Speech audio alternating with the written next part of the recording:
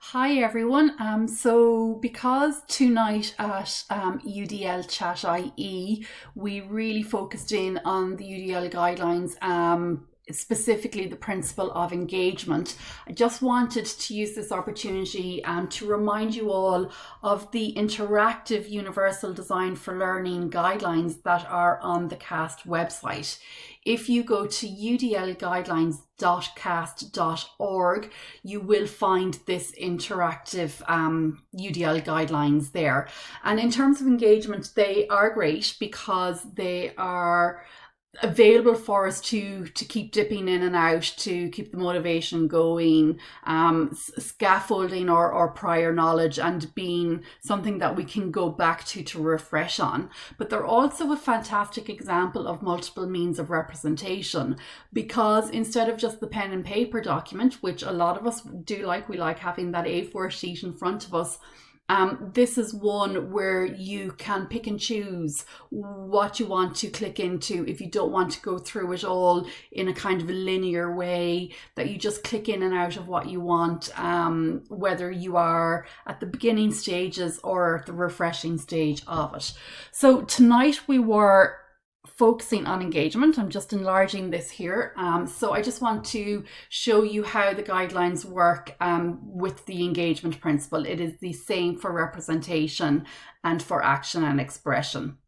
So if you click on the engagement tab, you will see that there is a brief overview of what engagement is and what it's about, areas that it's addressing. And then you scroll down and you will see that each guideline has its own section, and within each guideline, we'll click on the guideline there. Again, it gives you a little overview, and then it goes into the different checkpoints.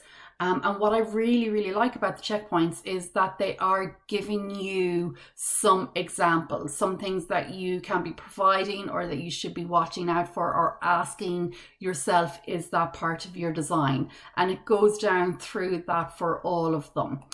If you don't want to be scrolling down, you can go back to the guidelines and you can pick and choose what it is that you want to have a look at. So if you just want to go to a particular principle or a particular checkpoint, you just click into that, and again it just automatically opens up on that one for you, gives the brief overview of the checkpoint. So here it's vary demands and resources to optimize challenge, and again then given those examples, differentiating the degree of difficulty or complexity within which core activities can be completed, providing alternatives in the permissible tools and scaffolds, and so on and so forth.